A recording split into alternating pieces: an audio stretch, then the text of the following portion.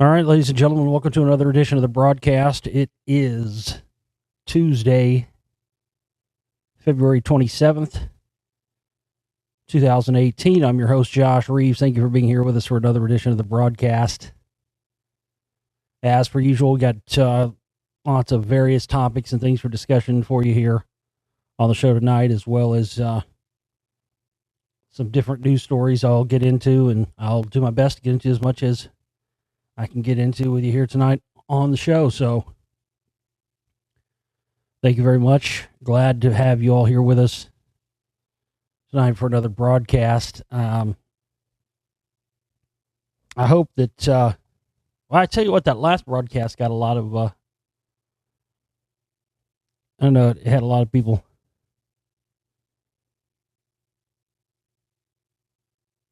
reacting to it and whatnot.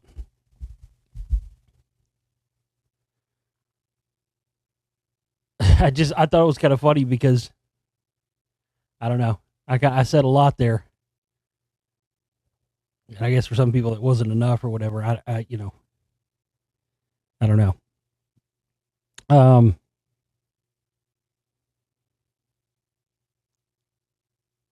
You can't, those kind of things, you can't force those things to happen. I can't just make that happen like that. You know what I mean?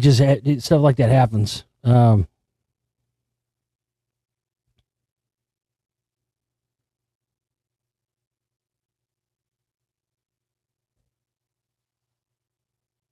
I don't know. I don't even know what I was going to say.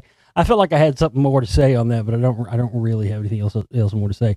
Other than if you didn't hear the last show, go and listen to that one. Last couple of ones have been good. So let's try to see here if I had any more questions or comments I was going to get to tonight. Let's see.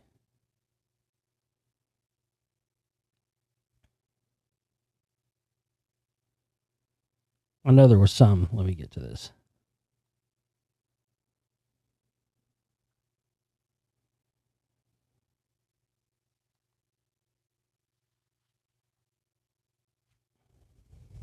Oh, yeah, there's a lot. Sorry, I'm kind of going through the list here, trying to see. Sorry to start out kind of slow, but I'm just kind of going through and seeing what comments I wanted. There were some comments I wanted to talk about and respond to here. Let's see.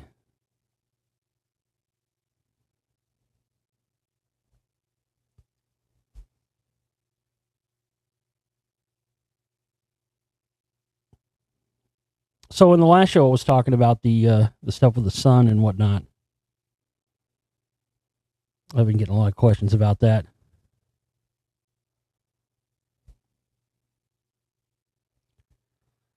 And people have commented saying stuff about, how it doesn't relate to CERN and stuff like that. Well, again, as I mentioned in the last show, if you watched that, I think it's part 5 or whatever, it's the last part of my Reality of Illusion miniseries of films, which you can get all edited together as one complete thing.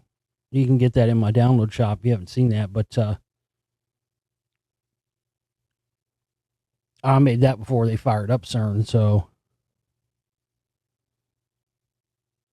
this person on YouTube said, I've been looking into this, and the first references to the black discs I can find is one seen on March 11, 2012.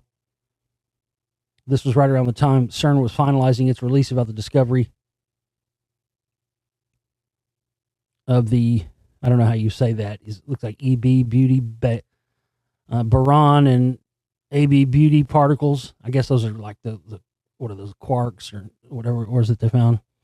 Third generation bottom quarks, and also called beauties, which are a frequent decay product of the Higgs boson, as well as the heaviest quark involved in the creation of top, charm, and up quarks. This is a Scientific American article you can read. Subatomic discovery that physicists considered keeping a secret. Additionally, say they know about cyclical cataclysms, but this killing of the sun wouldn't seem like a repeat of that cataclysm. This is more permanent than the end of the last ice age. What are your thoughts? Who do you think is behind this? Well, you're Again, you're thinking in terms of things being one thing or the other. You got to remember that's part of the mind control. That's part of the keeping you ignorant of how things really are by getting you to think of everything in terms of,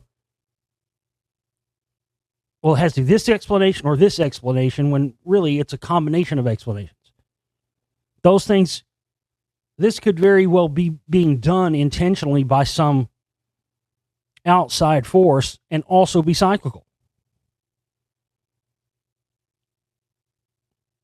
You know, again, all of these ancient sites that I've visited across the United States all have these alignments, and they all seem to be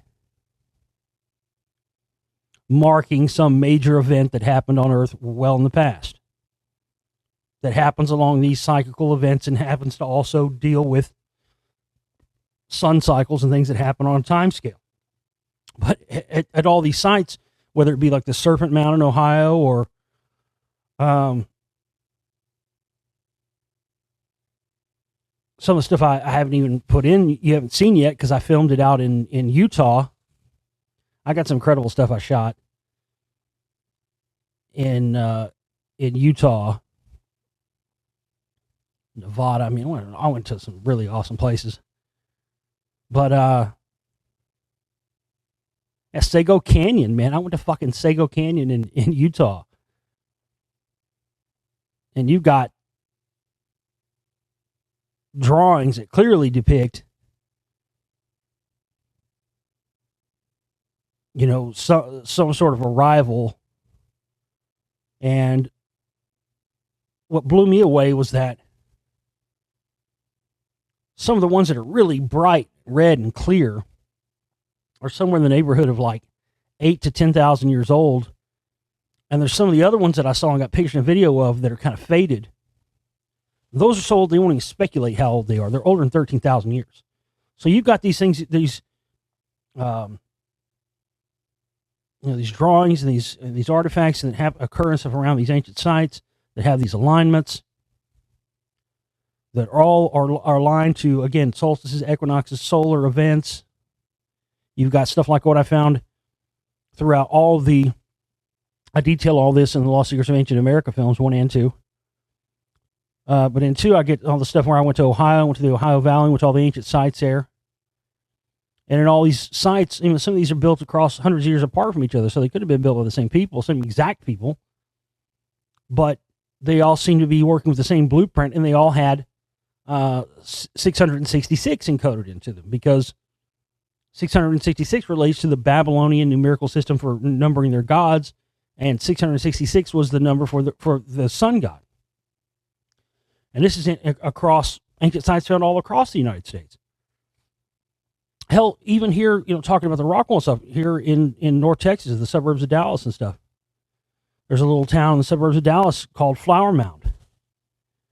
I never thought for the longest time, you know, I've been to Flower Mound a lot before. I never would have thought they would have actually been talking about a mound, but there actually is a fucking mound in Flower Mound, Texas, which, you know, if you look on the map, you can see how many miles it is from Rockwell. I mean, it's not that big of a distance, 20, 30 miles maybe.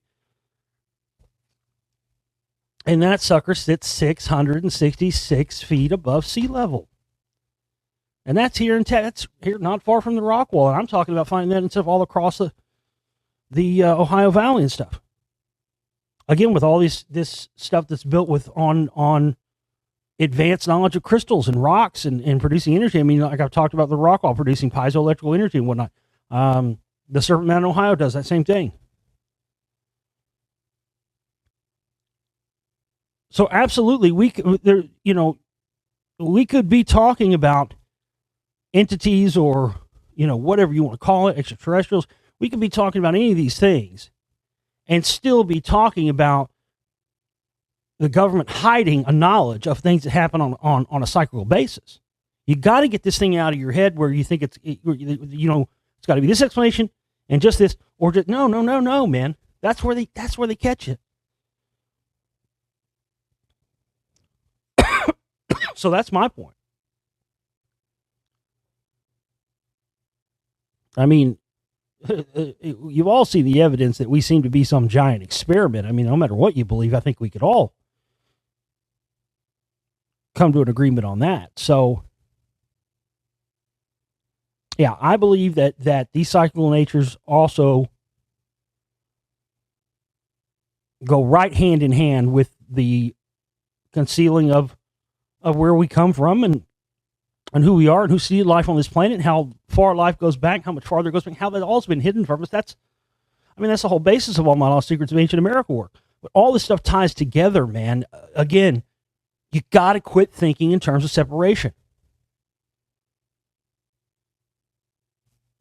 I had to learn it the hard way, but it absolutely is the truth. All my work, actually, all of it,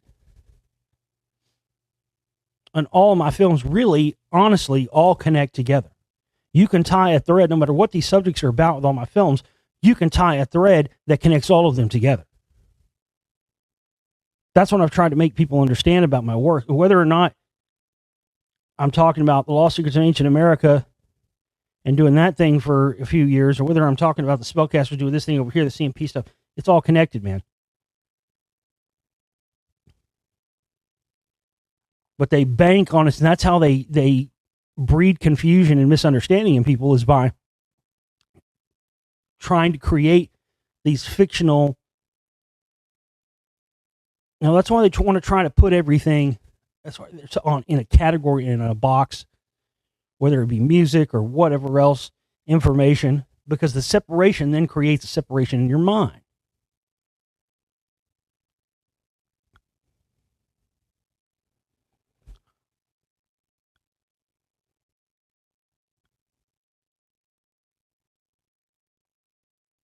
Well, the point I was trying to make in the last show was that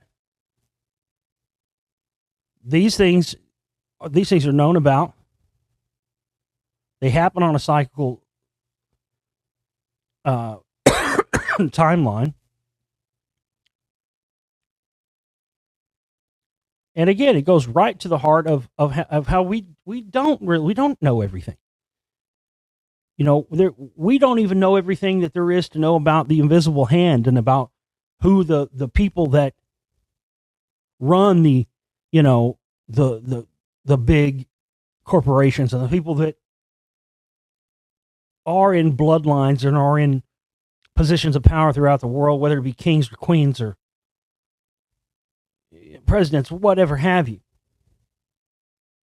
The people at the highest levels, you go on and up the pyramid, this gets smaller and smaller group of people. And then, you always see that sort of in conspiracy circles, you kind of see that. And I don't agree with all the stuff that's on these things when you see these pictures, but some of them are somewhat accurate. But, you always see like a pyramid thing. It'll have like, the groups down here and Trilateral Commission, CFR or whatever. Club of Rome, Committee of 300, Council of 13, whatever. All these different groups. And then when it gets up to the top, when you just see the fucking, there's not even a name, it's just a fucking all-seeing eye or whatever at the top here. That's what they have. So, but that is kind of a good analogy, be it accurate or not, for the fact that I found that myself in my own research and work. I mean, man, there are people who are really running the show, and their names are not on the internet. There is not information about the people who are really controlling the thing. Their information is not available to us, and there is absolutely a level of control that goes well above anyone that any of us can name as the titular head of the pyramid. Again, it's had different names, the hidden hand, whatever you want to call it. This is beyond Earth level groups. This is beyond Illuminati or beyond Committee of 300 or Council on 13. We're talking about, there is some sort of, I kind of relate it to, if you ever seen the original Tron movie, you had the master control program when they were in there, inside the computer. And you had the guy, the red guy, Sark or whatever, and he was like the main fucking dude, right? kind of like Darth Vader and, the Emperor or something. Yeah, Darth's the front man, right? I mean, for all intents and purposes, if you look at the Empire at a glance, I guess it depends on what particular time period of the movies you're talking about. Let's just say when Darth Vader was alive or whatever. You would think you're actually just looking at it and go, yeah, that's the dude in charge. That's the motherfucker running the show. That's King Baddie number one right there, right? Meanwhile, this motherfucker's going off into the meditation chamber, taking his helmet off and shit, exposing his fucking pasty white bald head. And he's in there, talking to the Emperor who's really running the show, who's, the rest of the fucking, the serfs and the slaves and the dudes fucking the plumbers and, whatever that shit in Clerks, the plumbers and the guys fixing the fucking toilet mains on the fucking Death Star or whatever. And those guys don't fucking, for all they know, Darth Vader's in charge. He's a motherfucker that'll choke your ass out if you do the slightest thing wrong.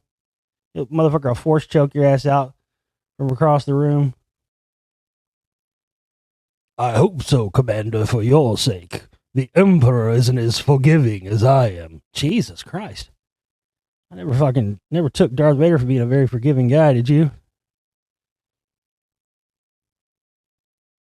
But that's the exact same thing. So, to ask me who I think is behind all this and who's really behind all this Greymaster related, it would all be nothing but speculation because none of us really know for 100% for sure. We know for sure there is a hidden hand. We know for sure there is a true puppet master that runs all the people that control what you can perceive to be the highest levels of control in the world, but no one really knows for sure, and everybody's stuff is just speculation. But I just wanted to set that straight with that comment. I mean, yeah, you absolutely can have this. Absolutely could be being caused by, I don't know. Watch that. It's clear though. I mean, you could see these little black circle things going up near the sun, and as big as the sun is, these things are probably planet size themselves. And you could see them, drawing energy, sucking right out of the sun and whatnot. I had a weird dream. I was talking about the sun being white. I had a weird dream some months ago. I can't remember it, but it was something like that. Where, yeah, I want to say I was seeing that I saw two suns. I was driving down the highway somewhere. It was like I was in California or something, like Pacific Coast Highway or something. I was like driving in a car. I was riding with someone. Someone else was driving. I was riding in the passenger seat, and there was, so they said, "Whoa, look at that!" And I looked up, and there was like two suns, and it was like you could see two suns on Earth, but they were both looked small and diminutive, and were both white. Not orange or glow or anything like that. And of course, that's, people have been talking about that. And usually when you see stars that start to become white, that means they're going into a white dwarf stage and have used up the majority of their nuclear fuel. Now, again, we don't really know what to believe, what not to believe, as far as what we've been told about any of this stuff from science. But obviously, there's been some established stuff about, how long does this stuff last. I mean, even if it is going to that stage, and even if it is being prematurely put into a white dwarf stage, that could be something that's, that lasts for hundreds of thousands of years, or who knows how long, a long time. But make no mistake about it. I mean, just like they wouldn't, both of these things can exist simultaneously. I mean, even if you believe that there are cyclical events and they're hiding that knowledge of these cyclical natural events that happen with the sun from us, obviously we already know they're already hiding the existence of extraterrestrials and everything else. So it would make sense both of those things being hid from us simultaneously would be to their advantage.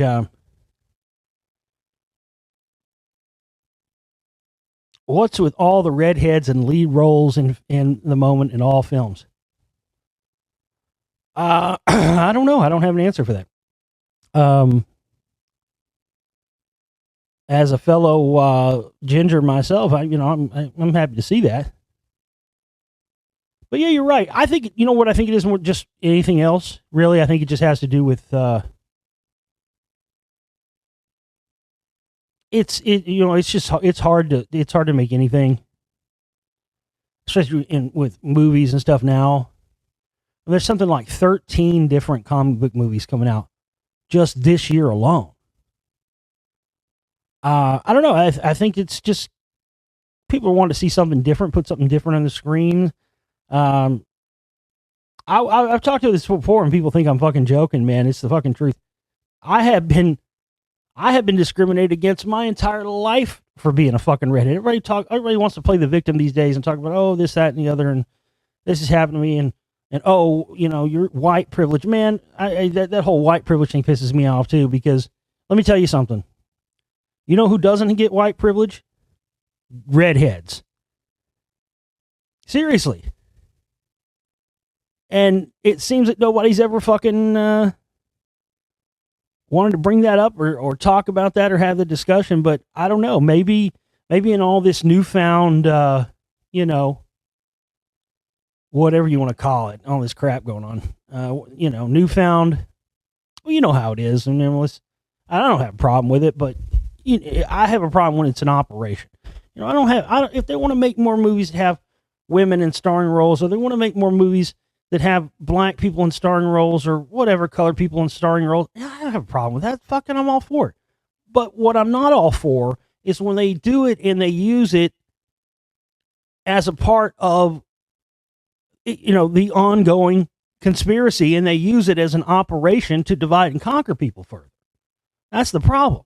But they do it in a way where if you bring up that you have a problem with it being used for divide and conquer, then automatically they want to put you in a box that somehow you're a racist and you're anti that. And it's just horseshit. But with all that stuff happening and all this newfound stuff going on, they're giving fat girls their day in court now. Fat girls are getting to model in the Sports Illustrated swimsuit thing, and now they're making a big thing about the plus size models. And how about the plus size redheaded radio talk show host filmmakers? Can we get our day too? No, you're right though. I mean, it's funny, man. God, there's so many of them. Karen Gillan, I guess she's in a bunch of stuff. Fucking Ron Howard's daughter, Dallas Bryce Howard, she's another redhead. She's in a ton of stuff now. The Weasley brothers. Well, I guess it's one dude, right? But the dude that played the Weasley twins in the fucking Harry Potter, that fucking guy is in every goddamn thing now. He's in Star Wars. He's in fucking The Revenant. He's just in a ton of shit. He's in the Barry Seal movie.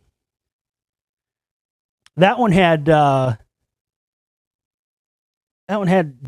it Jesse Plemons? The dead-eyed Opie from fucking Breaking Bad had him in there. Yeah, him and the Weasley brother twin guy. They were both in the Barry Seal movie, the one with Tom Cruise. And another one, and I got an interesting story about this guy. Talking about all the redheads. Another one you see popping up everywhere is Caleb Landry Jones. And I was watching the Barry Seal movie going, and they rolled out Dead-Eyed Opie, Jesse Plemons, and then they had fucking the Weasley brother guy. I was like, God damn, man, how many gingers have they got in this fucking movie? I was like, all they need now for the hat trick is Caleb Landry Jones. And no sooner than I fucking said it, Caleb Landry Jones showed up in the fucking movie. And CIA blew him up in the fucking car and killed him. But I got an interesting story about him. I'm actually a big fan of him, of Caleb Landry Jones. I've been pulling for him to make it big for a long time now, and I'll tell you why. He's in a bunch of fucking movies that are Oscar nominated this year too, so good for him. Hopefully good for me too. I'll tell you why. This is a great story. he's in Get Out, Three Billboards, and The Florida Project. All three of those movies. And I saw all three of those movies. I didn't really care for any of the three of those movies, but so it goes with movies that are, nominated for Oscars. But my point is, Caleb Landry Jones was all fucking three of those. Well, he's actually from Dallas, and this is a great story. I actually had a run-in with him. I met him. This is before he was in movies. This is about 10 years ago. This is like 2008. And literally, this was right before he left Dallas and went to Hollywood and started getting in movies. And he was probably 17, 18 at the time. But I did this thing at I had some friends and was involved for a while with a local art community and group around Dallas. And they would have these different events, and they had open mics, and performers would come and play music and different things. And I had friends and family, different people that were performing and stuff. And at one of the events, I had this idea and kind of pitched it to the people that were putting on the event, and they were like, "Yeah, that's great, let's do it." And I had this idea. This is kind of when about 10 years or so ago. This is kind of when digital recording and stuff like that was kind of becoming more, available and easier and cheaper and smaller and all that stuff. So I had this idea that while they were having this event, it was like an art gallery thing and open mics and all this different stuff going on. And in one room, I would have a laptop, a condenser microphone with a tube preamp, and an interface that would record the audio of going into the computer. And basically what you would do is, if you're a musician, whatever, you're a performer, whatever, you would come into this room where I was, and you get to lay down one song, one take, with a professionally recorded and mixed recording, and then we were going to put it out as a compilation CD. It's just, this is what everybody did, their one thing on this night. It all happened just on this night. And I did it, and it was great, man. I mean, we didn't actually end up putting it out or anything. I later on gave out a few CDs at a party that this art conglomerate thing had. But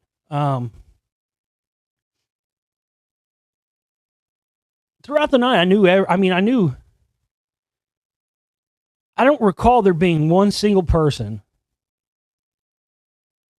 that came in and did a recording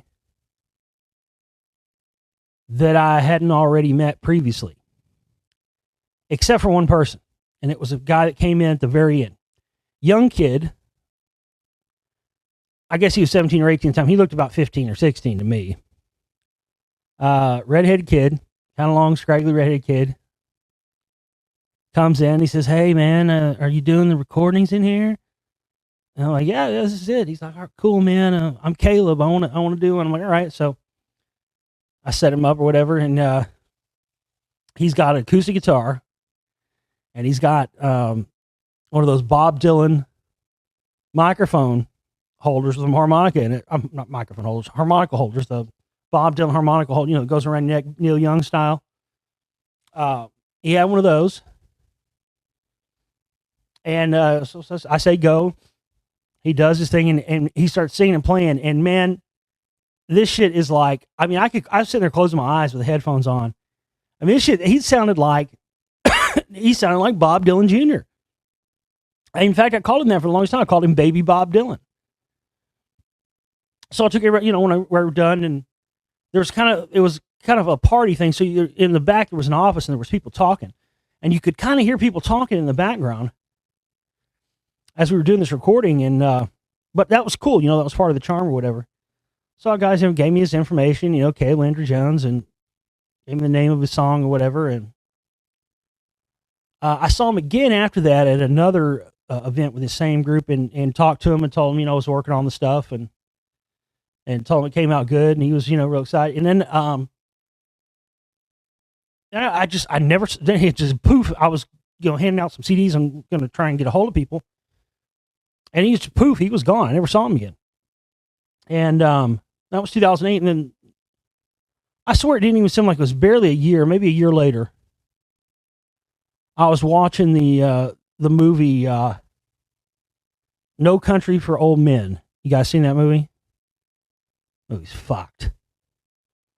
And there's a part at the very end of the movie where the guy, the crazy fucking dude with the fucking cattle puncher thing,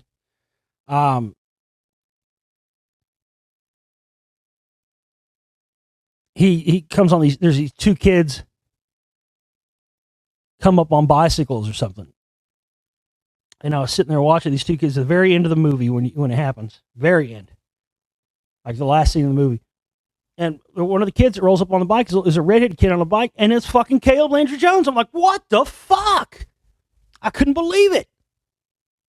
I was like, sure, because I saw him. I was like, that's fucking him. And I waited and watched the credits, and boom, there was his name. This is barely a year after I recorded him doing this song, you know. I didn't know, you know. I was like, what in the hell? What is going on here? I looked on the internet, couldn't really find anything on him or anything at that time. I was like, holy shit. And then I'm not sure. It was a very short time after that. I was watching it was the first season of Breaking Bad. And, and if you watch the first season of Breaking Bad, there's some stuff in there where Walter White is, I guess he told his wife, you know, she wants to know, Jesse Pinkman called and like leaves a message, you know, he doesn't want to tell her they're fucking cooking meth or whatever. So at that point he has cancer. So I think he tells his wife that, you know, he bought some weed off this person or something. And then she goes to tell her sister, stupid sister, whose husband is the one in the DEA. She's trying to hint around that, you know, so somebody's doing pot or whatever. And her sister thinks she's talking about their son, Walt Jr. I mean, really she's talking about Walter White. And you keep hearing them talk about Walt Jr.'s friend named Lewis. They keep saying, Lewis is picking him up from school, or Lewis is bringing him home from school. And, where'd he get the weed from? I bet he got it from that Lewis kid. Right? So you keep hearing this, you keep hearing them talk about this Lewis kid, Walt Jr.'s friend, but you never see him. And then it gets to like this one episode, and like you hear like a knock at the door, and Walter White goes and opens the door, and he opens the door, he's like, oh, hey, Lewis. Said Lewis, hey, Mr. White. And it's fucking Caleb Landry Jones.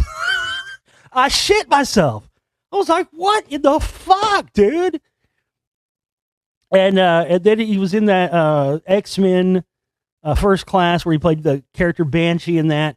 So, I've been pulling for him, but I was like, man, I'm telling you what. Something told me, because I'd never put that. I still have it. I never put that recording, man. It's never been put out. I never put it on YouTube. I almost put it on YouTube a couple times. Something told me not to. And I was thinking, man, if he fucking hits it big, this dude fucking hits it big, I'm selling this shits to fucking TMZ for 50 or 100 grand or something, man. Them motherfuckers will pay money for some fucking, before they were famous shit, you know, if somebody gets big enough. And looky here now, I've been pulling for him, man. I've been pulling for the guy. And now he's in 3 of the fucking, you know, top Oscar-nominated movies of the year. And there's articles coming out calling him the new top supporting actor. I mean, it's crazy. So I'm pulling for him. He's a fellow Ginger, and he's a fellow Dallasite right here from Dallas, and it just was one of those crazy, amazing little things like that. I've had a few of those in my life that happen, and so I wish him all the best, man. And that recording, I mean, I got to say, is really good. If they ever, maybe I should write one. I don't know. I'm afraid I'll put this out there. I'm afraid to say this. I'm afraid I'll put it out there and they'll steal my thunder on it. If anybody was ever going to like make like a Bob Dylan biopic or something, dude, I'd get him for it.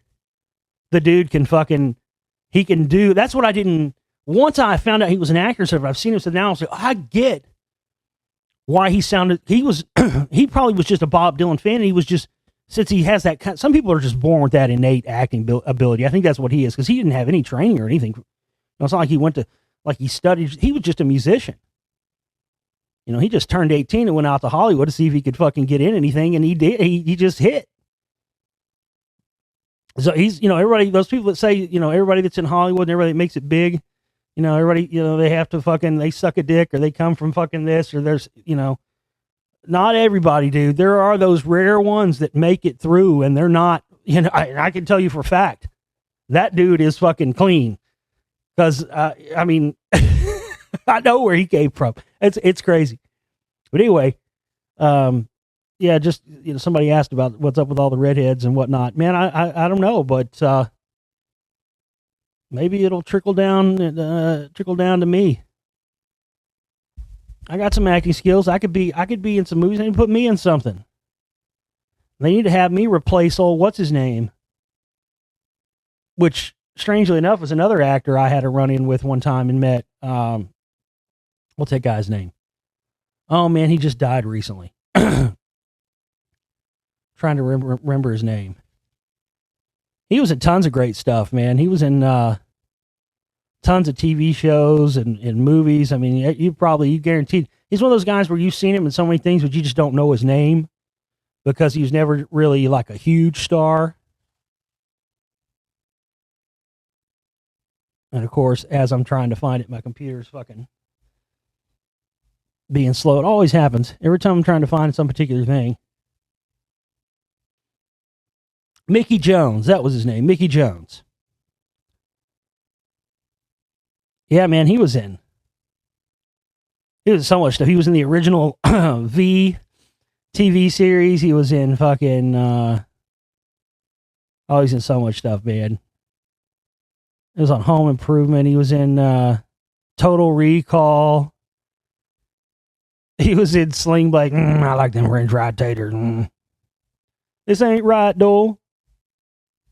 There is something wrong with you. Y'all get the fuck out of my house before I get too mad to turn back. Yeah, he was in the original Vacation, Starman. He was in tons of stuff. Anyway, he was also a drummer, man. He was from right here in Dallas. He was from Oak Cliff here in Dallas, and he played with Bob Dylan. He played with fucking just tons of people. Kenny Rogers. Have you ever heard the song? It was in Big Lebowski. The song just dropped in to see what condition my condition was in. That was before he was doing country. Fucking Kenny Rogers was doing rock. That series, the first Kenny Rogers in First Edition. That's what that song was. And Mickey Jones was the drummer on that. But anyway, I'm a drummer. I kind of look like Mickey Jones, actually, a young Mickey Jones. I got the long red hair. I got the red goatee. I'm telling you, Hollywood. Now that he's gone on the wayside, hey, y'all need to bring me in. If you're trying to bring the Ginger Fury in here, you need to bring the real Ginger Fury. Fuck all these other fucking fakers. You want the real Ginger Fury? It's sitting right here, motherfuckers. Sitting right here. I play drums like a beast. You can put me as you gotta have somebody to replace these guys, right? But yeah, I don't know.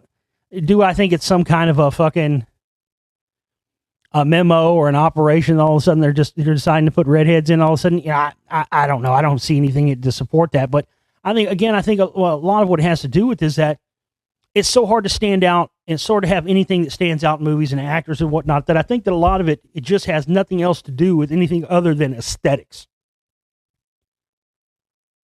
And the way that, when you're using those expensive lenses and those, Panavision cameras and everything's in fucking 4K, 6K, 8K now, 10K, 12K, super ultra beyond definition, that people are always looking for the next thing that pops. And, people have seen a million blue-eyed, blonde-haired heroes and whatever else. And, there hasn't been a lot of fucking redheads, or we've been negated to the fucking sidekick rolled, you know. There was always some fucking fat red head kids, you know, like fucking Goonies or some shit, some fucking side meat or something. I don't know. I don't know.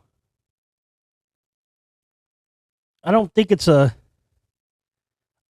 operation, but at the same time, I could see where, as I was saying earlier,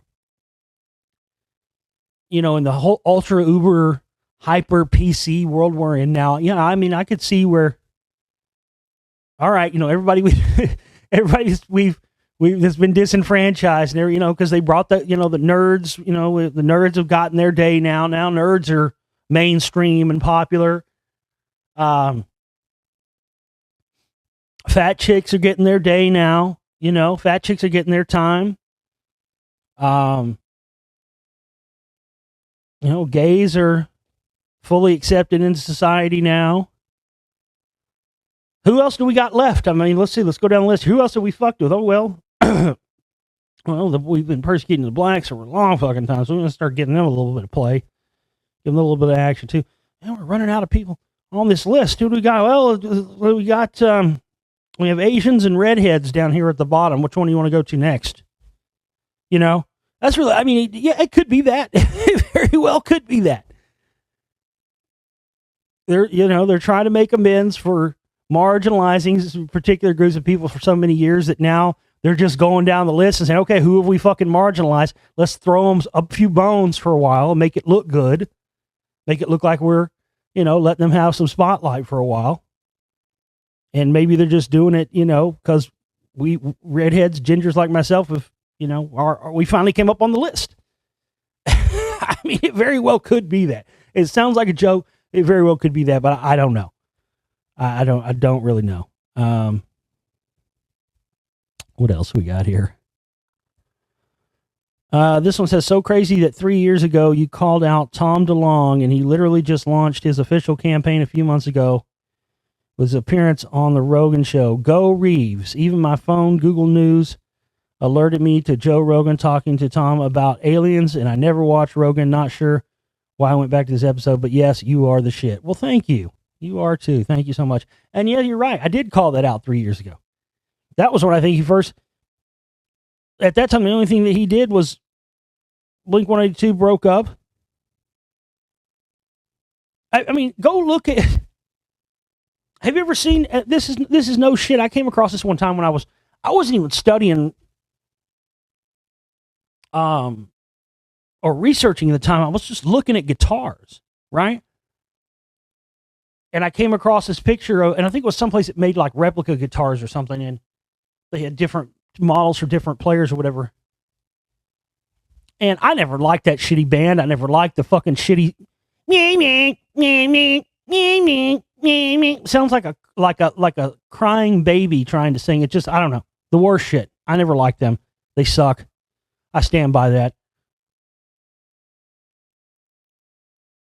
But if you go back and look, man, I would never notice this because I didn't like the band. I didn't pay attention to them. Maybe I would have noticed it if I would have even gave a fuck about them one bit. But Tom DeLonge, before he was talking about aliens and even broke up with that band, has had fucking Masonic, Freemason square and compass stickers on his pick guard on his guitar for years. Never heard anybody point that out. Never heard anybody say, oh, look at that. There it is. So yeah, 3 years ago, I was saying, you know, this guy's a fucking plant. This guy's more than likely CIA. He was in a big, huge band. And there you go. 3 years later, turns out I was 100% right. Look at all, he's part of the phony disclosure. He's part of the CIA, all this control crap to bring about the staged alien invasion scenario that will ultimately lead to, you know, space-based weapons being used to enslave humanity. That's what all of this is about.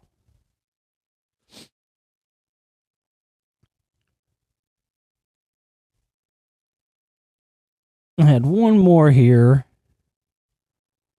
I wanted to discuss. I'm trying not to get my... You understand, folks, I can't go on the big rants and I can't get all fucking crazy, blow up. I can't do that all the time anymore. I've got to keep my blood pressure down. for my health and all this stuff. So, but this is frustrating because I get these people sometimes, and it just, and I'm not coming down on this. I don't want this one person. I hate this. I hate doing this sometimes, and I resist doing this. Some people get it, and I'm glad you do, and that's great. Some people don't. Sometimes people make a comment or they, ask a question or something, and it does cause me to, go on a rant or. But look, listen, if you ask a question that inspires that in me, don't take it personally. Okay, I'm not screaming or yelling at you personally or anything else. Because just like in the last question I had that caused me to, freak out or whatever, it's not the only person that's asked this, and this person isn't the first person that said this to me. But listen, if you're listening to my show and you're paying attention to my work and you truly have watch my films and you truly understand the information I presented, but yet you're still somehow clinging to the idea that somehow Alex Jones might somehow be legitimate, you have fucking completely lost the plot. You have no business listening to my show, and you really should turn it off and go down the road, never listen to my work ever again. If you haven't figured out what the fuck that guy is at this point, you have no business listening to my show. And one of our commenters says, Josh, if Alex Jones receives one more YouTube strike and gets banned, if they ban him, does that prove he isn't working with Google and the deep state? Oh, that just made my fucking blood boil. Quit buying into all this horse shit, man. This is all smoke and mirrors. This is all for show. This is a part of the psychological operation. I've noticed Freeman's got in on the deal now. All saying they're all about to get banned. I mean, you see all this all's happening all at once.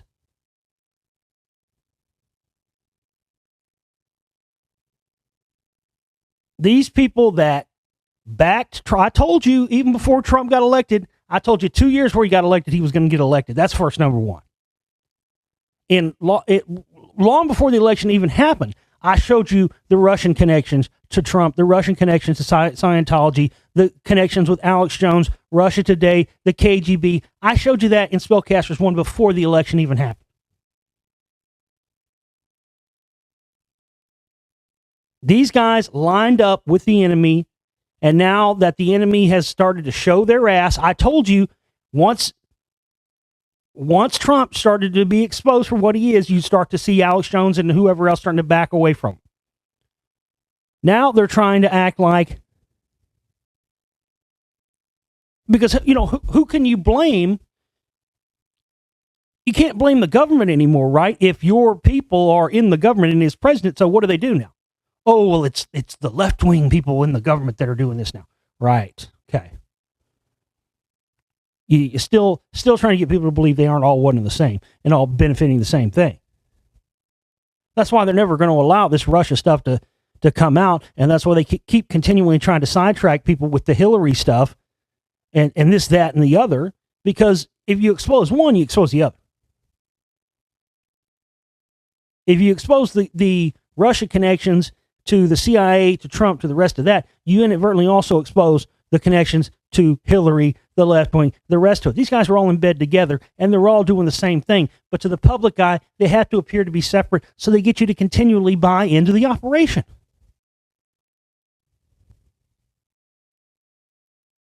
This is another way that they're running the psychological operation to further divide and conquer the American people, to further push the phony left-right paradigm, to bring about civil war. I told you over a decade ago, Jones was the head of this. I was saying it when nobody believed me. I was saying it and getting kicked off of radio stations, getting kicked off of networks. I was on like 8 different networks before I started my own platform in 2009. I've been doing this. You got to remember, I've been doing this and have been on the front lines of this since before a lot of you were even awake and were even aware of any of this stuff. Sorry to have to point out the fact to you, but that is the truth.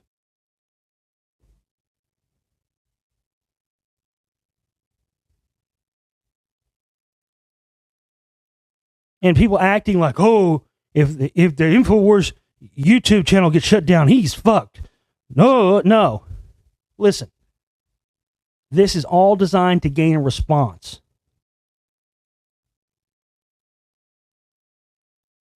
Why do you think it is some people are being targeted and others are not? This is all staged, and it's designed to further. That's why it's all happening right at the same time as this whole shooting thing. It's happened. Why do you think that they are running this whole operation right around this whole time when people are talking about crisis actors and all the rest of this stuff? It's all convenient, man. They needed something else. Because just as I told you, gun sales through the roof while Obama was in office. Now Trump gets elected, they've been in the gutter. Boom. School shooting happens in Florida. What do we have? Record sales at the Florida gun show last weekend. These guys are all in bed together for the same ends. Don't get caught up in the phony bullshit left, right sides and the division that there's any separation between this stuff. I first discovered that for a fact when I was working on The Secret Right Volume 1 in 2009, when I discovered that, the CMP, which they called the right-wing alternative to the Council on Foreign Relations, had members in its board of directors when it started that were also Council on Foreign Relations members themselves. And then you start connecting that back to the Royal Institute of International Affairs and the Fabian Society out of England, and you find out, wait a minute. These Fabian socialists who are in bed with the Royal Institute of International Affairs, all the big British banks, the Rothschilds, and the rest of the stuff, these guys are funneling money to both sides of the political angles, and all these group think tanks like the right-wing CFR or the left-wing CFR and the right-wing CMP, because they are trying to create an agenda that will divide and conquer people to the point they can come in and grab total control and have all the power. It's all one side.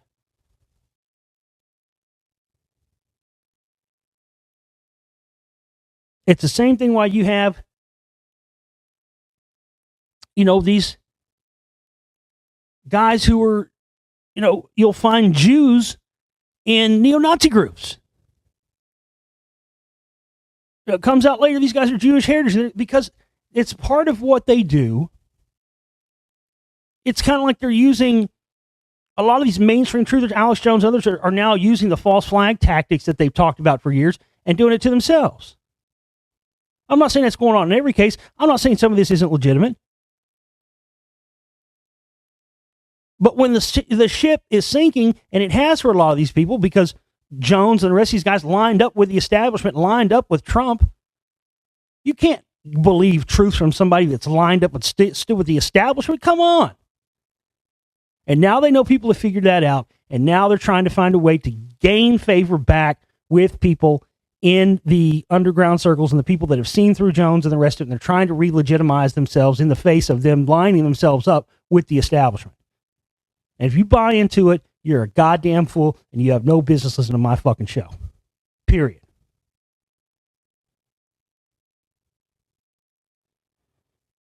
Okay. I got to calm down. I can feel my blood pressure going up and all the rest of the stuff.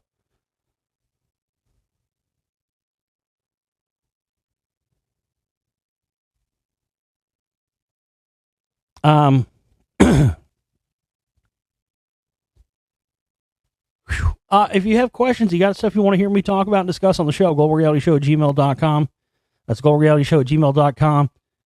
I sent a round out of some of the flash drives last week and another round this week. If you haven't got yours yet, be patient. It'll be there sometime this week. If you're international, if you're in Canada, UK, Australia, wherever, give it another week or two, and yours should be there as well. This is our fundraising week for the show. We've got to raise 100% of our operating cost goal by the end of the week this week, folks. Go ahead and get your contributions in now. You can find the links here on the video, in the read more section of the video, in the comment section. You can also find them at our Facebook pages, Global Reality Radio Network Facebook page, and the Josh Reeves Filmmaker Talk Show Host Explorer page on Facebook. If you still can't find it, when some people are still having trouble finding the place to donate, if you still can't find the campaign page, email me, globalrealityshow@gmail.com, and I'll send it to you. You can also use the donate button in my website, theglobalreality.com. But we want to keep away from getting into that red alert territory and, having to have it all at once at the end of the week. So please start getting your contributions in now.